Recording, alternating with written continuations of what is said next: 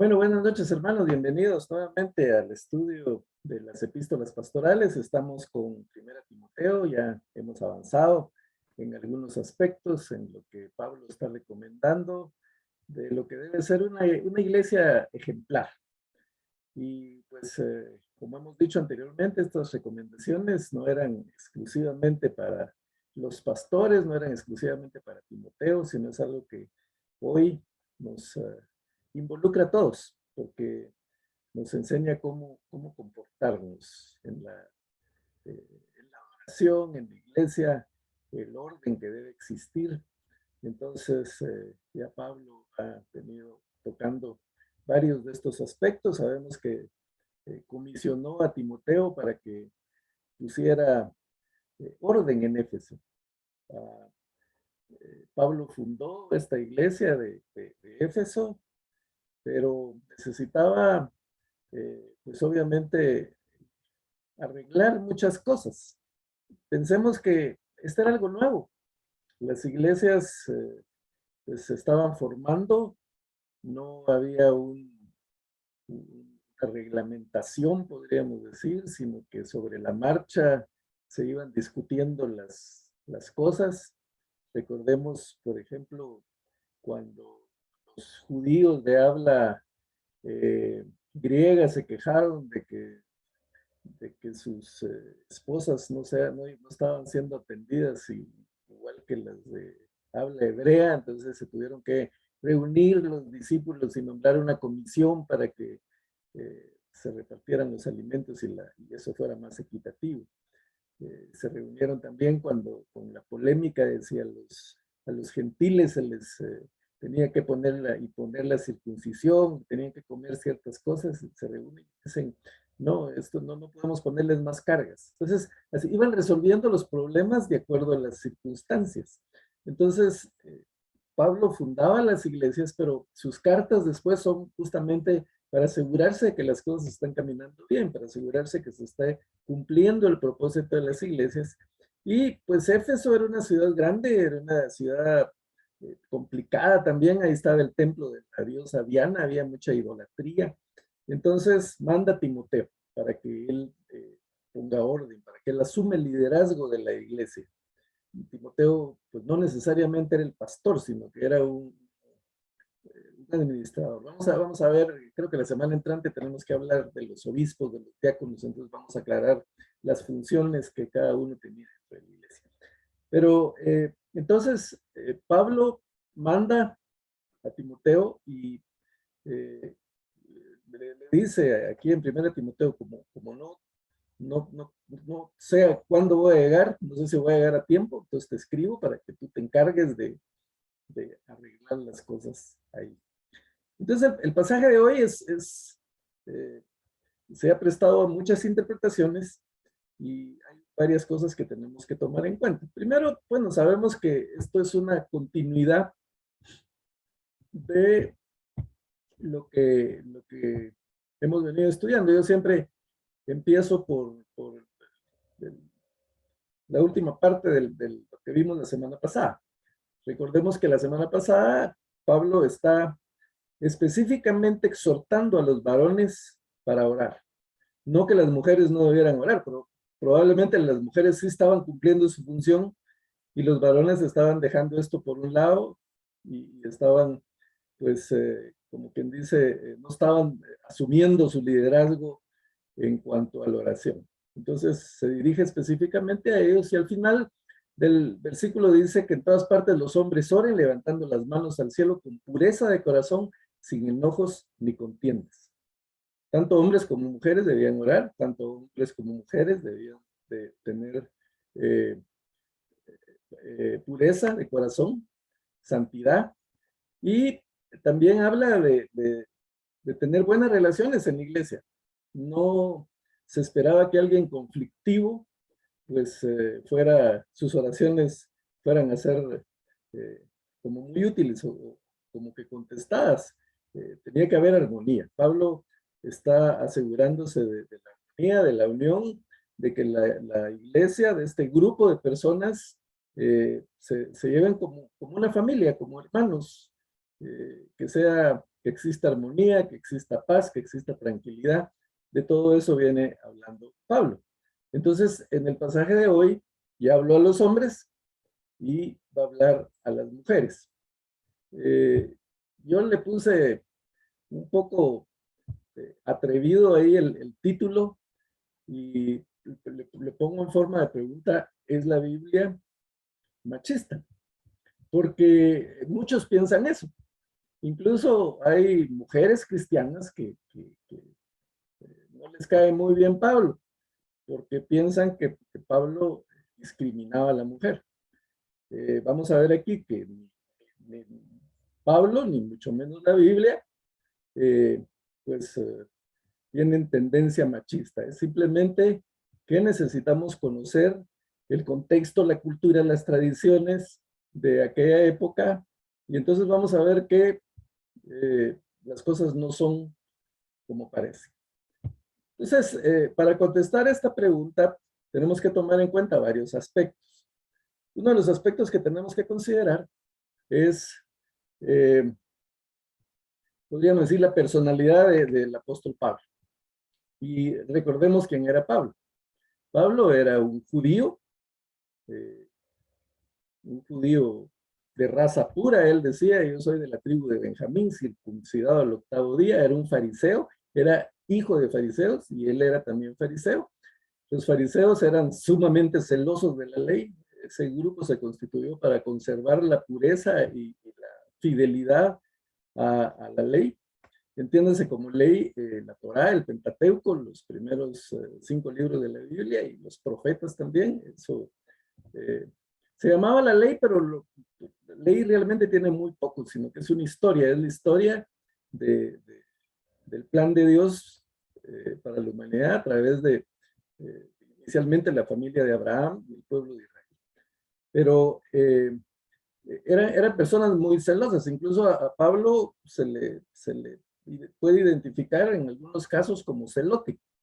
La palabra celote viene justamente de celoso. Los celotes eran un grupo, podríamos decir, de guerrilleros, era un grupo rebelde que estaba en contra del Imperio Romano porque eran muy celosos de su nacionalismo, de su ley, de sus creencias. Entonces ellos eran capaces de matar, de hecho mataban por celo a su tradición, a su religión, a sus creencias. Curiosamente, Jesús reclutó entre sus discípulos a un celote, a Simón. No Pedro, sino era otro Simón. Él se le identifica en la Biblia como Simón el celote. Él era uno de ellos, era un guerrillero, era celoso de sus creencias. Y Pablo, de alguna manera, pues también tenía un celo muy fuerte y por ese celo es que él era un perseguidor de los cristianos, es porque él estaba dispuesto a matar para acabar con esa secta que desde su punto de vista estaba en contra de lo que Dios había estipulado en las escrituras. Entonces, tenía esa personalidad. Por otro lado, pues dice que él obtenía cartas de los magistrados, o sea que él era un militar, tenía rango militar. Eso lo aclaro porque entonces la forma de Pablo de conducirse, de hablar, no necesariamente era una forma como muy diplomática, como muy política, como muy dulce, sino seguramente Pablo era muy directo para decir las cosas. Y bueno, los que tenemos ese problema, yo tengo ese problema, muchas veces no sé decir las cosas con delicadeza, entonces eso molesta y eso ofende. Y en el caso de Pablo, recordemos que al pobre Pedro en una oportunidad lo trata de hipócrita, ¿verdad? Le dice, ¿cómo te comportas con los judíos de una manera y con los gentiles de otra? Eres un hipócrita, le dijo a Pedro. Con Bernabé dice que tuvo una discusión fuerte porque Bernabé quería llevar a Juan Marcos al viaje misionero y Pablo le dice, no, ese nos dejó abandonados allá y yo no lo llevo. Ya, no, él no, es un miedoso, no nos va a servir. Y tan fuerte es la discusión que Bernabé agarra a Juan Pablo y se la lleva por un lado, a Juan Marcos, perdón, y Pablo agarra a Silas y se dividen. Por supuesto, no se pelean ni quedan enemistados para siempre, sino es un altercado, una discusión que tienen ahí, pero eso nos refleja un poquito la personalidad de Pablo. Entonces Pablo no andaba con rodeos, él va y dice las cosas directamente, como las piensa, no por maldad, sino simplemente así es su temperamento. Haciendo esa aclaración, pues otra cosa que tenemos que tomar en cuenta es el contexto, la cultura de la época. Y lo vamos a ver leyendo ya el versículo 9, que es el que nos corresponde el día de hoy. Y el versículo 9, aquí ya Pablo está mostrando, explicándole a Timoteo cuál debe ser el papel de la mujer en la iglesia. Como ya dijimos, ya habló de los hombres, ya exhortó a los hombres, tampoco a los hombres les habla así con mucha delicadeza, sino va directo a decirles lo que piensa y lo que están haciendo mal.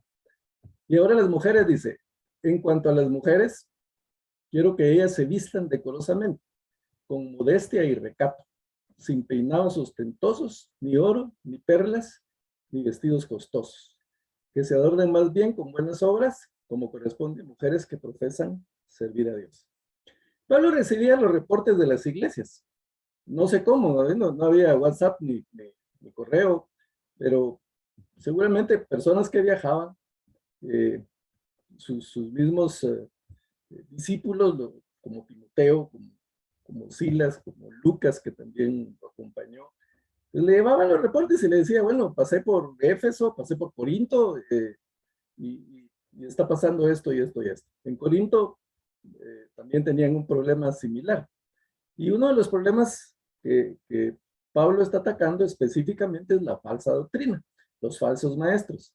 Gente que se había involucrado con doctrinas diferentes, tergiversando las escrituras, tergiversando el Antiguo Testamento, tergiversando la ley y adecuándola a su conveniencia o simplemente malinterpretándola por ignorancia. ¿Cuál era el problema de estos falsos maestros? Pues uno de los problemas principales era el orgullo. Ellos querían equipararse o compararse con los rabinos del Antiguo Testamento. Ellos querían demostrar que sabían mucho de las escrituras. Entonces, en el afán de querer demostrar su conocimiento, pues inventaban cosas, como dicen en México, le ponían salsa a los tacos, ¿verdad? O sea, le agregaban a las escrituras o las interpretaban a su manera o simplemente las torcían porque no las entendían. Y como no las entendían, pues hablaban de cosas que no eran. Vamos a ver en los estudios que siguen que ya Pablo es más específico, habla por ejemplo, de que decían que no había que casarse o que no había que comer esto o no había que comer lo otro, cosas que pues ellos así lo interpretaban, pero lo interpretaban mal. Entonces, así como habían falsos maestros diciendo estas doctrinas, pues habían algunas mujeres que se dejaban influenciar por lo que estos decían. Y también recibían ideas equivocadas y entonces, pues, también caían en ese problema del orgullo. Y aquí, por eso Pablo está exhortando a las mujeres a que no lleguen a la iglesia a llamar la atención. Había un grupo de mujeres de mucho dinero que habían agarrado la iglesia como un desfile de modas. Entonces se ponían sus mejores ropas, se ataviaban, se adornaban con piedras preciosas, y entonces iban a la iglesia a llamar la atención. Y lo que Pablo está tratando es de que la atención se centre en la adoración. La atención en una iglesia debe ser Cristo. La iglesia es cristocéntrica. El centro de atención es Cristo Jesús, es la adoración a Cristo Jesús. Entonces, no hay que meter distractores. Y estas mujeres llegaban a llamar la atención para sí mismas, a demostrar que tenían dinero. Otro efecto que tenía esto es que pues habían otras mujeres más de un nivel socioeconómico medio que que pues se sentían de menos, y ellas, las de dinero, pues con ser ostentosas, prácticamente estaban tratando de mostrar que estaban en un nivel superior. Eso es lo que Pablo está tratando de evitar. Dice, no, se tienen que vestir decorosamente con modestia y recato. Esto no significa necesariamente que pues, tuvieran que llegar con los vestidos hasta los tobillos, o que tuvieran que usar cuello de tortuga o ponerse la famosa burka. No habla para nada de eso. Yo, pues anteriormente les he comentado que yo no soy un experto en el griego. Sin embargo, busco las palabras, el verdadero significado, porque los idiomas originales nos dejan mucha riqueza. Y me he hecho de algunos recursos. Tengo por ahí un Nuevo Testamento en griego que me regalaron. Ese no lo uso mucho porque obviamente no lo entiendo, pero algo que sí me es de mucha utilidad es este eh, Nuevo Testamento interlineal. ¿Por qué es interlineal? Porque tiene el texto original en el idioma griego, y en la parte de abajo tiene la traducción palabra por palabra del griego. Entonces eso nos da mucha luz, y aquí encontré algo que me llamó mucho la atención, que nos puede aclarar bastante lo que Pablo está tratando de decir. Dice que se vistan decorosamente. Otras versiones, la Reina Valera creo que dice que se atavíen con decoro, con modestia y recato. Y estas palabras, tanto vistan o atavíen como decoro, es la misma palabra. Es la misma raíz. Es cosmín. Cosmín es decoro, y atavíen, cosmeín. Cosmeín. ¿De dónde viene esta palabra? De cosmos. ¿Qué es cosmos? Pues es el universo, pero también significa orden, limpieza. Recordemos que en el Génesis dice que la tierra estaba desordenada y vacía, y entonces Dios puso orden y creó el universo. Entonces, que se vistan, aquí dice, con eso, con orden, con decoro, no ostentosamente. Y decoro es otra palabra interesante que pues tiene que ver con decorar, y viene también de un término latín que es decoris, que es adornar, que es decorar, pero también de ahí viene decente, ese es el mismo origen. Entonces,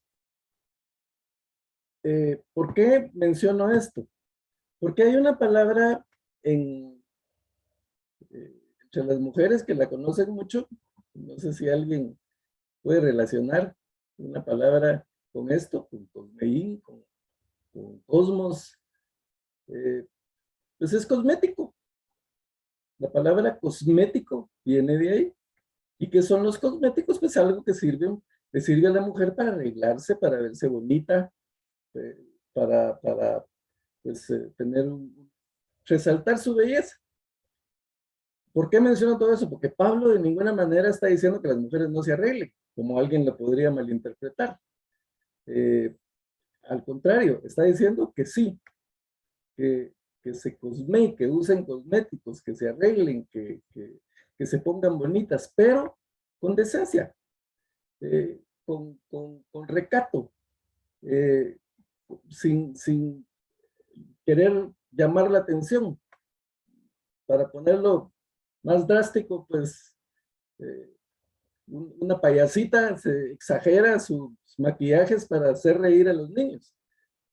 Eso pues no es decoro, no es modestia, no es recato. Entonces, está bien que se arregle. De hecho, la mujer se tiene que arreglar. Cuando los que recibieron el diplomado matrimonial cuando yo les hablaba de que la esposa tiene que mantenerse linda para su esposo todo el tiempo, no importa si tiene 20 años o 70, siempre tiene que estar arregladita. Hay mujeres que se abandonan cuando se casan y hay que conocer la naturaleza tanto del hombre como de la mujer. Al hombre, el amor, podríamos decir, le entra por los ojos, mientras que a la mujer es por el tacto y por el oído. A la mujer le gusta que le digan cosas bonitas, que sean cariñosos o que seamos cariñosos, pero el hombre le gusta observar, le gusta la belleza. Y tanto el amor como la sexualidad le entra al hombre por los ojos y a la mujer por el tacto y por el oído. Por eso Jesucristo dijo al hombre, ¿verdad?, que mira a una mujer con codicia y adulteró con ella en su corazón, porque él sabía eso, pues. No dice la mujer que mira a un hombre con codicia y adulteró con ella en su corazón. Eso se lo está diciendo el hombre. La mujer no le pasa nada, pero el hombre sí. El hombre le entra por la vista. Entonces, la mujer, la esposa, tiene que estar siempre linda para su esposo. Y el esposo tiene que ser siempre cariñoso y decirle palabras bonitas a la esposa. Pero no estamos en diplomado de matrimonio. Nada más lo aclaro porque de ninguna manera la Biblia prohíbe el arreglo personal. No, tal vez es más importante o tal vez se entiende mejor hablando de lo que la Biblia no dice. Hay cosas difíciles que podríamos decir, no sabíamos qué exactamente quería decir Pablo, qué estaba pensando, pero sí sabemos qué no quiere decir. Entonces aquí no quiere decir que la mujer no se arregle, y no quiere decir que se ponga su vestido bonito. De hecho, en mi caso, cuando yo era joven, en mi adolescencia, en mi juventud, yo iba a la iglesia y los hombres llegaban con saco, con traje, no necesariamente porque fueran a tener un privilegio, sino simplemente la costumbre era llegar a la iglesia con saco. Y yo no, nadie me lo dijo, pero yo en mi mente decía, estos realmente vienen así por respeto al servicio, al culto, por amor al Señor, porque se quieren poner sus mejores trapos para agradar al Señor. Entonces, arreglarse bien, vestirse bien, ponerse bonitas para ir a la iglesia, no es ningún problema y no es lo que Pablo está prohibiendo, simplemente está poniendo orden, las cosas en su lugar. Si alguien va a ir, por ejemplo, a una recepción en el Palacio Nacional o en el Club Guatemala, que no sé si todavía existe, pero que tradicionalmente era así como para cosas muy elevadas, o el Hotel Casa Santo Domingo en Antigua, y es algo muy formal, pues obviamente ahí las mujeres pues tienen que ir al salón, tienen que maquillarse, tienen que ponerse bonitas, sus mejores trapos, si tienen alguna su joyita, pues ponérsela. Nadie va a decir, ay, la hermana qué bárbara, vino al Palacio Nacional con un collar de perlas.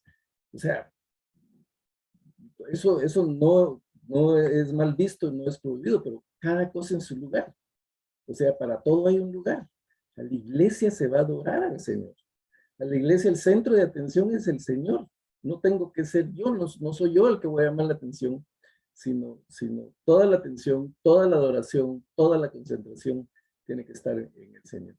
Entonces estas mujeres probablemente estaban tomando la iglesia como una pasarela de modas. Y es lo que Pablo está tratando de evitar. No, aquí no se viene con peinados ostentosos. También ya mencionamos que en Éfeso estaba el templo de Diana. Y en el tiempo de Diana habían ritos o mujeres ejerciendo la prostitución. Que eso era parte del culto a Diana. Y esas mujeres, pues sí, llegaban al templo con ropa muy provocativa que dejaba muy poco a la imaginación o nada a la imaginación.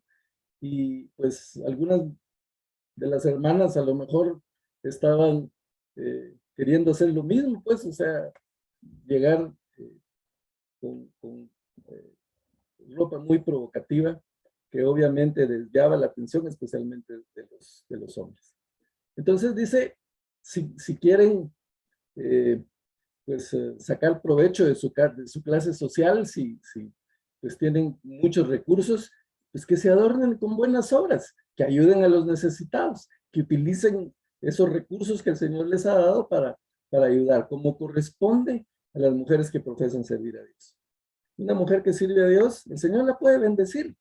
Y si tienen la oportunidad de comprarse ropa bonita, si tienen la oportunidad de comprarse algunas sus joyitas, pues eso no es pecado, no es ningún problema.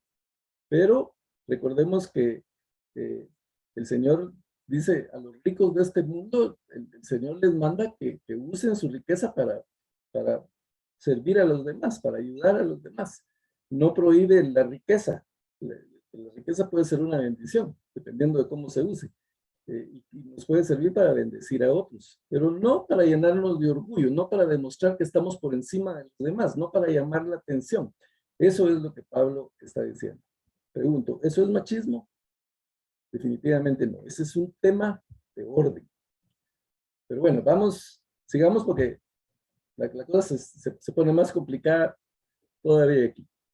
Ahora dice, la mujer debe aprender esta versión, me gusta a mí porque es un poquito más clara, la nueva versión internacional. La Reina Valera 60 es con la que yo crecí y también me gusta mucho. Hay aspectos en los que la Reina Valera traduce mejor y hay aspectos en donde se queda un poquito atrás. La Reina Valera dice, la mujer aprende en silencio, con toda sumisión. Entonces eso también se ha malinterpretado. Entonces las mujeres tienen que estar calladas la boca, no tienen que decir nada. En la iglesia están por debajo. Eso es desconocimiento, primero de la palabra original, como ya dije, la traducción, en este caso, de las versiones que dicen silencio, es una traducción desafortunada, no es la mejor. Esta palabra, aquí con serenidad, es la misma que se utiliza en el pasaje anterior que veíamos aquí en las instrucciones a los hombres, dice que se hagan plegarias, oraciones, súplicas, acciones de gracias por todos, especialmente por los gobernantes y por todas las autoridades, para que tengamos paz y tranquilidad. Y la palabra que se usa aquí se traduce como tranquilidad, es la misma. En algunas versiones es paz y sosiego, que íbamos a orar por las autoridades para tener paz y tranquilidad y paz y sosiego. Entonces, una mejor traducción aquí sería que la mujer aprenda sosegadamente, aprenda con tranquilidad, o como dice aquí la nueva versión internacional, que aprenda con serenidad. El primer aspecto que tenemos que tomar en cuenta es que Pablo dice que la mujer aprenda. Ese detalle es toda una revolución para la época. ¿Por qué? Porque ni en la cultura judía o hebrea, ni en la cultura griega, la mujer tenía derecho de estudiar. Sencillamente no podía estudiar. La mujer tenía valor casi cero en esas culturas. Incluso lo vemos en el Antiguo Testamento. Cuando se hacen censos o cuando se habla de gente, dice, bueno, salieron 5,000 hombres sin contar las mujeres y los niños. Incluso cuando se habla de la multiplicación de los panes y los peces, se habla así. Cuando se habla de cuánta gente salió de Egipto, siempre se cita a los hombres, nada más. No se cita a las mujeres, no contaban, no formaban la estadística. La mujer tenía muy poco valor. La Biblia dignifica a la mujer. Y eso, el Evangelio dignifica a la mujer. Y eso empezó por Jesucristo. Jesucristo es el primero en darle valor a la mujer. Jesucristo tenía discípulas. Habían discípulos, dice Lucas, dice que lo seguían los 12 y otro número de discípulos, pero también dice que lo seguían muchas mujeres.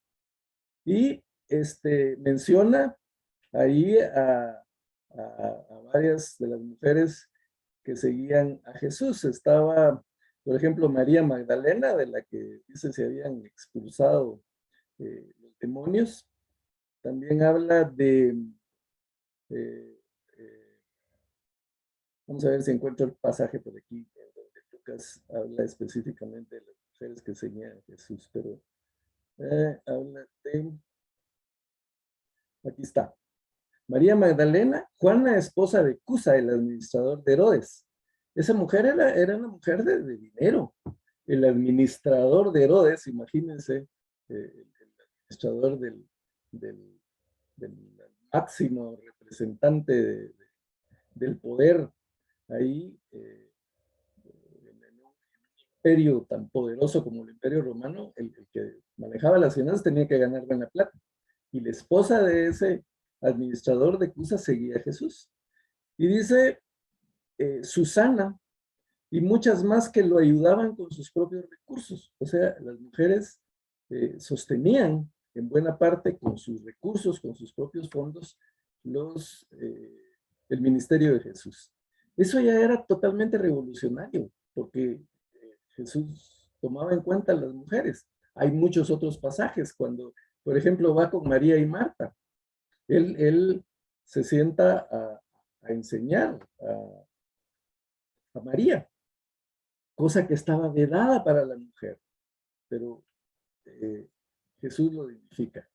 Y uno de los ejemplos más significativos es el de la mujer samaritana. Los samaritanos eran odiados por los judíos. No, no se podían ver ni en pintura, como decimos. No había relación entre samaritanos y judíos. Era tanta la rivalidad que había que los judíos rodeaban Samaria, no la atravesaban, caminaban el doble. Por ejemplo, atravesar Samaria podría significar 3 kilómetros, rodearla significaba 6, pero preferían caminar esos 6 kilómetros que atravesar Samaria. Jesús intencionalmente con sus discípulos atraviesa Samaria y se encuentra con la mujer samaritana. Si samaritanos y judíos no se hablaban entre los hombres judíos pues tampoco hablaban en la calle con otra mujer judía, mucho menos iban a hablar con una mujer samaritana. Eso estaba totalmente fuera de las normas, de la costumbre de la época. La misma mujer samaritana, cuando Jesús le habla, le dice, ¿cómo tú siendo judío estás hablando conmigo? Ella misma no lo podía entender, porque era totalmente fuera de lo normal. ¿Y qué hace Jesús? Le habla, le ofrece el agua de vida, y al final es la primera vez que Cristo se revela abiertamente como el Cristo. A esta mujer se le revela como el Cristo. Y la mujer sale corriendo a contarles a todos que ha visto al Cristo. Es la primera misionera de la historia de la iglesia, una mujer. Entonces, el evangelio revolucionó totalmente el papel de la mujer. El evangelio dignificó a la mujer. Jesús dignificó a la mujer. La Biblia dignifica a la mujer. Pablo dignifica a la mujer. Pablo dice también a los Gálatas, dice, ya no hay judío ni griego, esclavo ni libre, varón ni mujer, sino en Cristo todos son uno, todos son iguales. Eso equipara el papel de la mujer igual al hombre. Y esto de la educación de la mujer no era exclusivo de aquella época, no era exclusivo de los griegos, no era exclusivo de los judíos. Ustedes saben cuál fue la primera mujer en el mundo que se graduó de la universidad. No cuál, ¿cuándo fue? Fue en el año de 1670. Una italiana de Venecia. Se me fue el nombre. Pero fue la primera mujer que se logró graduar de una universidad. Ella quería estudiar teología. Imagínense eso. Ella quería estudiar teología y simplemente la ley no le autorizó. Le dijeron, bueno, que estudie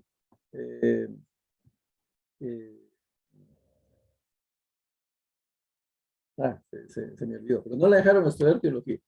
Querían que estudiara bueno, otra carrera humanística. Entonces se graduó de lo que la dejaron estudiar en el año de 1670, algo así. 16, 17 siglos antes ya Pablo está diciendo que la mujer aprenda. Eso no es una revolución, eso no es dignificar a la mujer, pregunto yo. ¿Es eso machismo? De ninguna manera, es todo lo contrario. Entonces, la mujer dice que la mujer aprenda, dice Pablo, pero que aprenda con tranquilidad. En una escuela, en un colegio, si los niños están corriendo, retosando y jugando, no van a poder aprender. En la universidad o en el colegio no van a dejar que los alumnos estén haciendo lo que quieran, tirando avioncitos, o platicando. Tienen que estar reposadamente, tienen que estar con tranquilidad. Y también podría aplicar, tienen que estar en silencio, con toda sumisión, o sea, aceptando lo que la palabra del Señor le está diciendo. No permito que la mujer enseñe al hombre y ejerza autoridad sobre él. ¿Por qué Pablo no permite que la mujer enseñe? Porque no tenía acceso a la educación, entonces ¿qué iba a enseñar? Estaban oyendo a los falsos maestros, entonces como eso era algo nuevo para ellas que nunca habían escuchado, pues obviamente se creían todo lo que decía y eso las hacía sentir que ya eran muy conocedoras y probablemente ni siquiera dejaban hablar al que estaba enseñando en la iglesia, sino ahí interrumpían a cada rato sobre, no, yo no estoy de acuerdo con eso, yo creo tal otra cosa, que no sé qué. Entonces ese desorden es el que Pablo está corrigiendo. Entonces, no, una mujer no puede enseñar a la mujer. Ahora, esto en la época actual pues se presta a diferentes interpretaciones. Hay quienes dicen, bueno, la mujer no puede desempeñar cargos de liderazgo en la iglesia, no puede enseñar, no puede predicar, porque así dice la Biblia.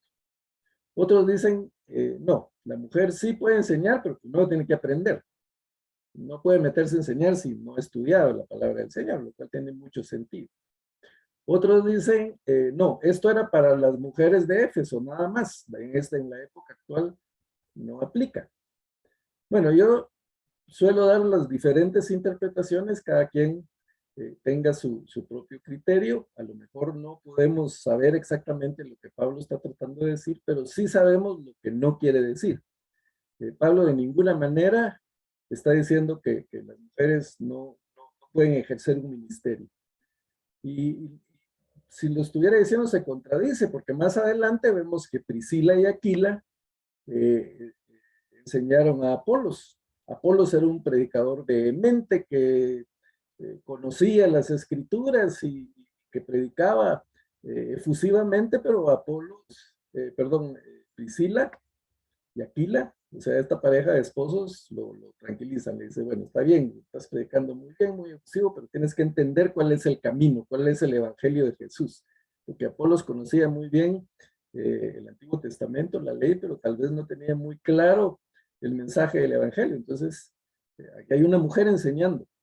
Más adelante, el mismo Pablo les dice a las viudas, las viudas, dedíquense a enseñar a las jóvenes.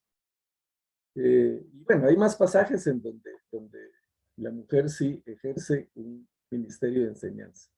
Entonces, no es que Pablo esté discriminando a la mujer, sino simplemente está poniendo orden dentro de la iglesia, dentro de las reuniones.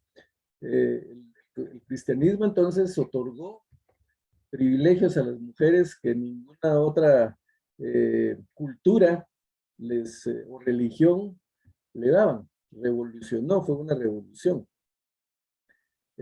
Entonces, eso es lo que tenemos que considerar aquí. Ahora, como dije, el tema se va complicando conforme sigue uno leyendo, porque dice, no permito que la mujer enseñe al hombre y ejerza autoridad sobre él. Este es otro tema de orden, tanto dentro de la iglesia como dentro de la creación. Dice, debe mantenerse ecuánime. Otra alternativa de traducción, debe guardar silencio.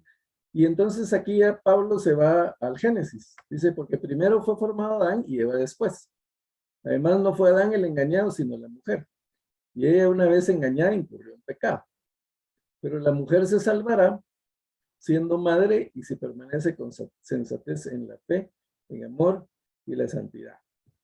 Bueno, estos son pasajes de los que no muchos se atreven a predicar, porque se meten en problemas.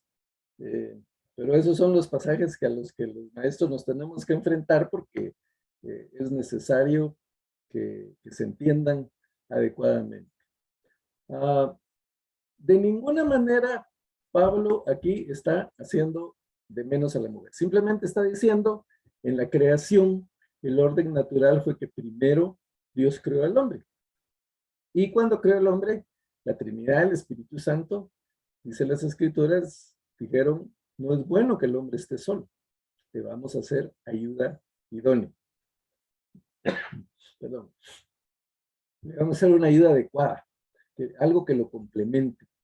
Entonces, no significa que el hombre esté por encima de la mujer, o sea, superior a la mujer. Significa que el hombre tiene un rol y la mujer tiene otro rol. Así es en la creación, así es en la naturaleza y así es dentro de la iglesia. Volvamos a Pablo. Pablo era militar. En la milicia hay rangos. En la milicia hay un capitán, hay un teniente, hay un soldado. Y el hecho de que el capitán en rango esté por encima del soldado no significa que él sea superior al soldado o el soldado sea inferior desde el punto de vista humano. Hay un rango nada más por cuestión de orden.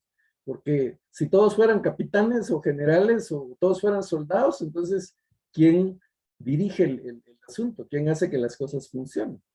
Entonces, Pablo estipula que hay un orden en la naturaleza, que hay un orden en la iglesia, como lo hay en cualquier otra institución.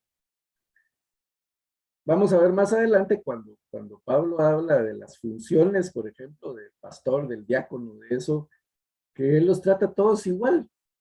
El pastor no es el gerente como en una empresa, sino que simplemente está desempeñando una función, como la está desempeñando un diácono o cualquier otro servidor. Entonces, ese es un tema de que la iglesia debe funcionar ecuánimemente, debe funcionar como una familia, debe funcionar ordenadamente. Entonces, por eso es que Pablo pone este ejemplo. Adán fue formado primero, Eva después. Entonces, por eso es que el liderazgo se le asigna al varón.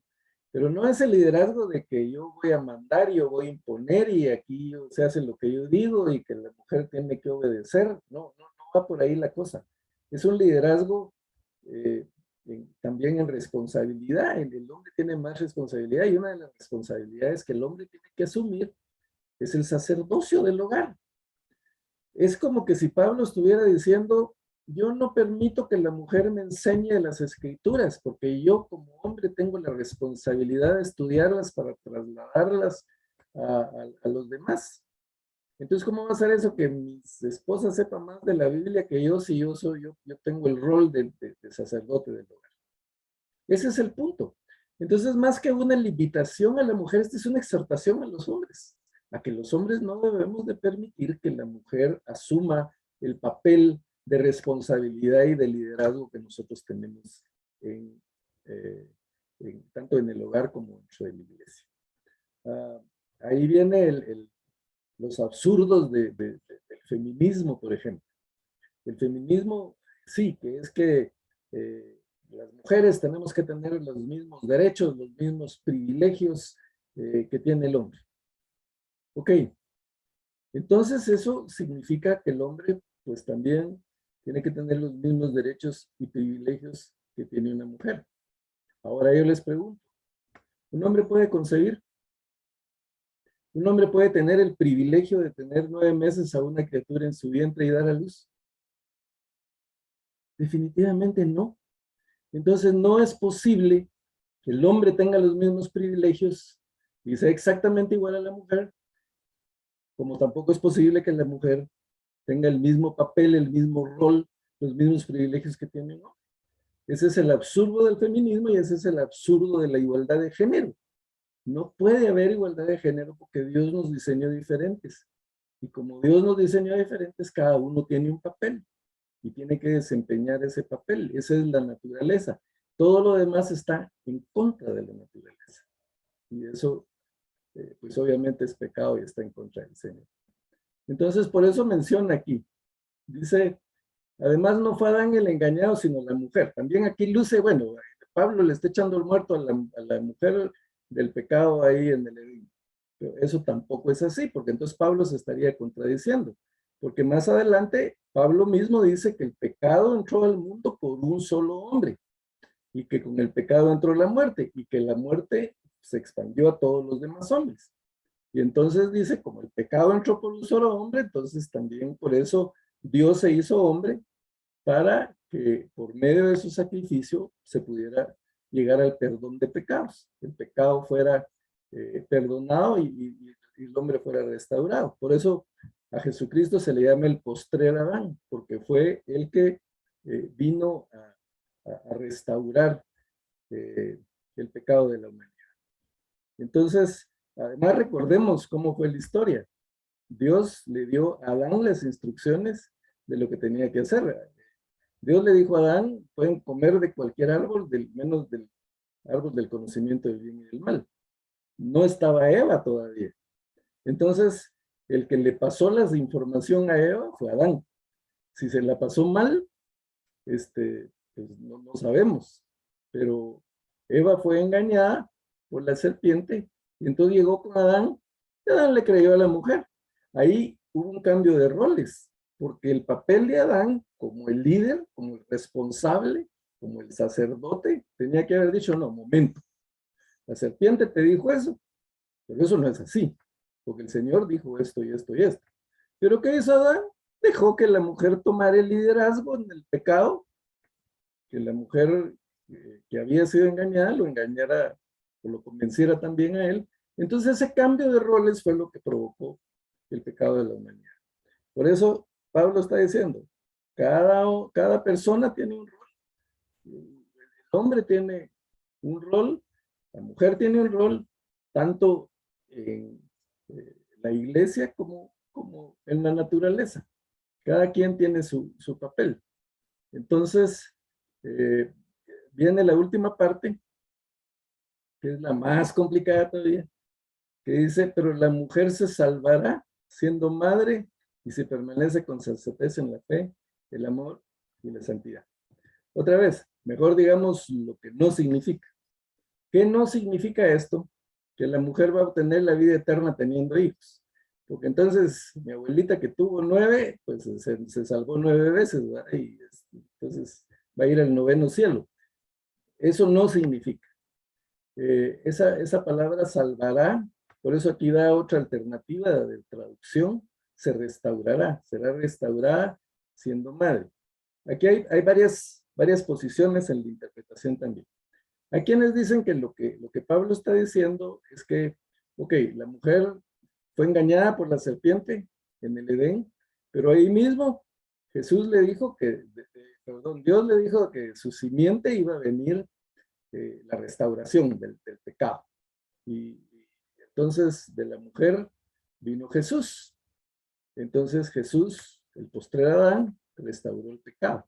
Entonces se cree que lo que está diciendo Pablo es eso, que siendo madre se restaurará. Otros dicen que, ok, de alguna manera hay una limitación aquí para la mujer. La mujer en la congregación no puede ejercer ciertos ministerios, pero en el hogar sí.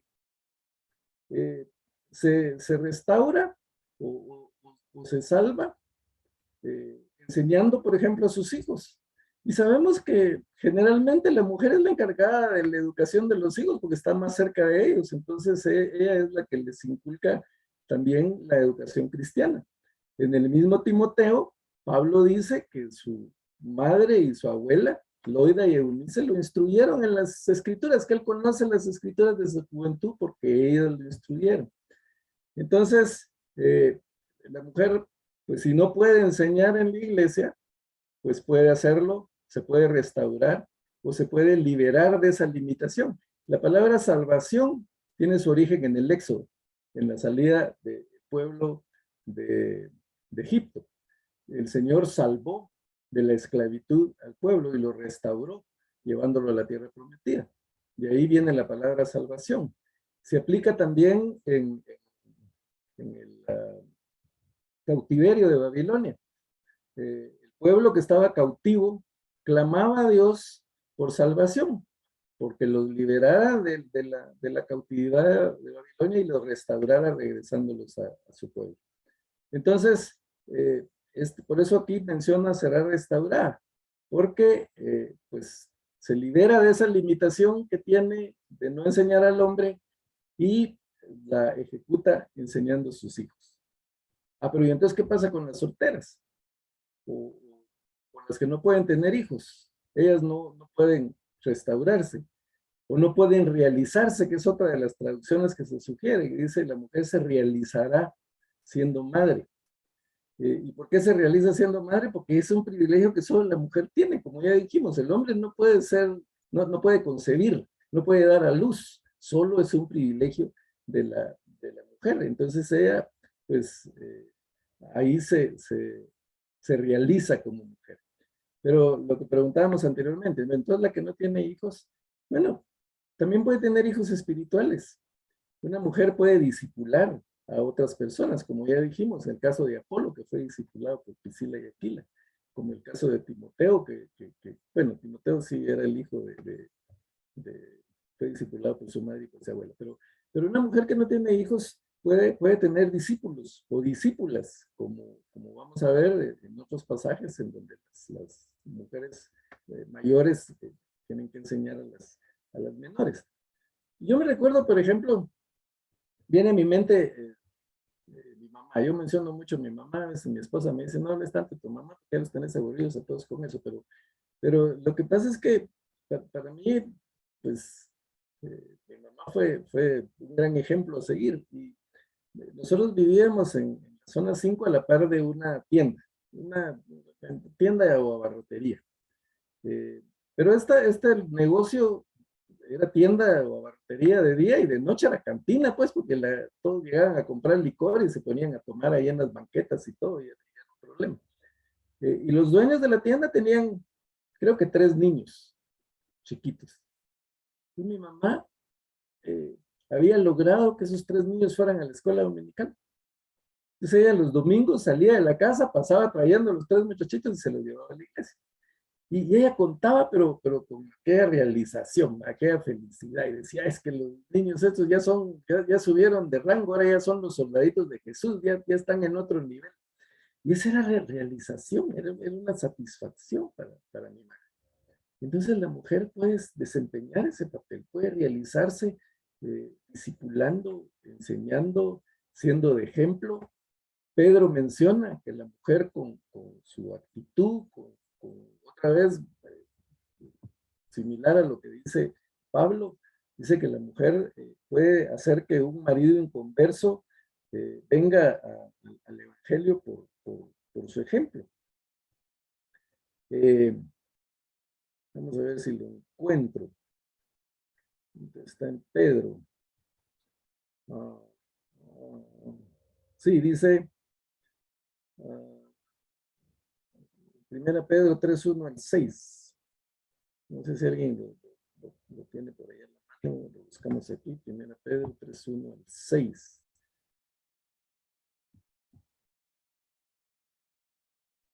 Yo no tengo. Sí.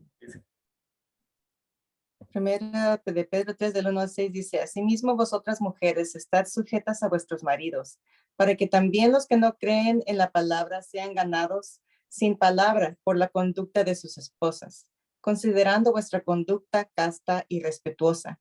Vuestro atavío no sea el externo de peinados ostenciosos, de adornos de oro o de vestidos lujosos, sino el interno, el de corazón, en el incorruptible ornato de un espíritu afable y apacible, que es de grande estima delante de Dios. Porque así también se ataviaban en otro tiempo aquellas santas mujeres que esperaban en Dios, estando sujetas a sus maridos. Como Sara obedecía a Abraham, llamándole Señor, de la cual vosotras habéis venido a ser hijas.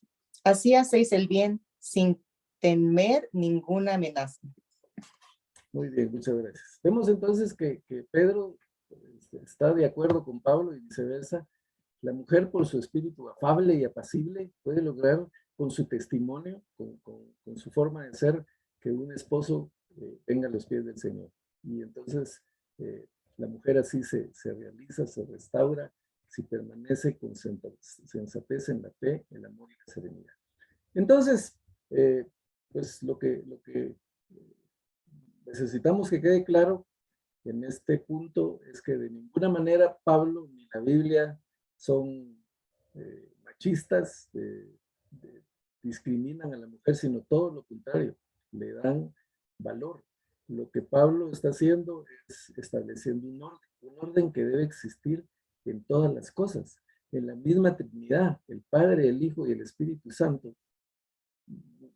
Nadie es superior al otro, pero el Hijo se sujeta al Padre por un tema de orden, porque así funciona, porque el Padre tiene una función, el Hijo tiene otra función y el Espíritu Santo tiene otra función. Entonces cada quien tiene que tener su función y los tres están sujetos a lo que están, para lo que tienen que hacer. Así también en la tierra el hombre tiene una función, la mujer tiene una función, los pastores tienen una función, los diáconos tienen una función, los obispos tienen una función, los maestros tienen una función, o sea, cada quien tiene que desempeñar su rol con sensatez, con fe, en amor y santidad, reflejando el carácter de Cristo.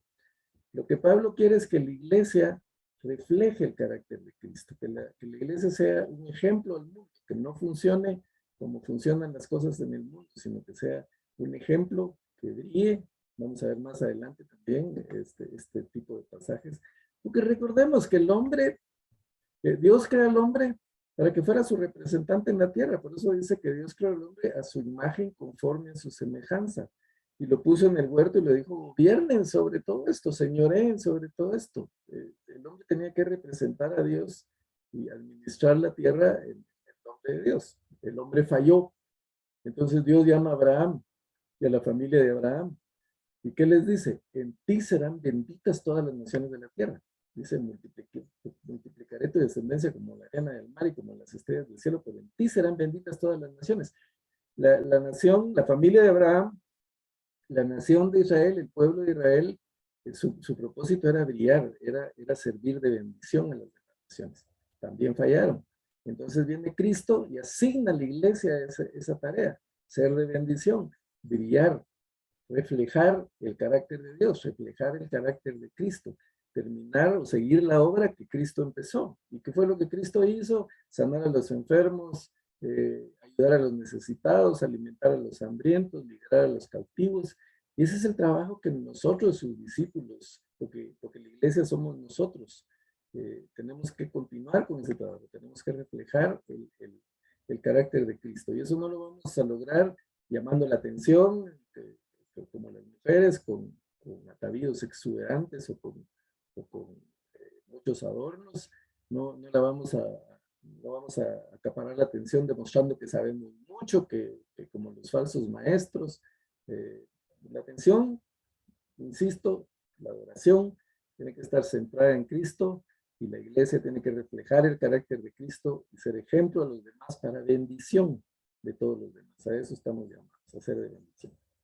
Bueno, se nos fue el tiempo, pero creo que espero no haberlos enredado más y que esto pues quede un poquito más claro de lo que se suele interpretar. ¿Preguntas? ¿Comentarios? Hermano Félix, qué bueno verlo. Qué bueno verlo porque sí sé que se conecta, pero rara vez lo vemos. Dios la bendiga, hermano. Fíjese que sí, lo que pasa es que, y hágame un favor, ¿cómo aparece mi nombre? Porque aparece con otro nombre, ¿verdad? Silvia, no sé qué aparece. No, Félix Ramos, ahí está. Bien. Sí, aquí Sí. yo lo miro y me aparece como Silvia. Ajá. ¿Cómo están? Dios les bendiga.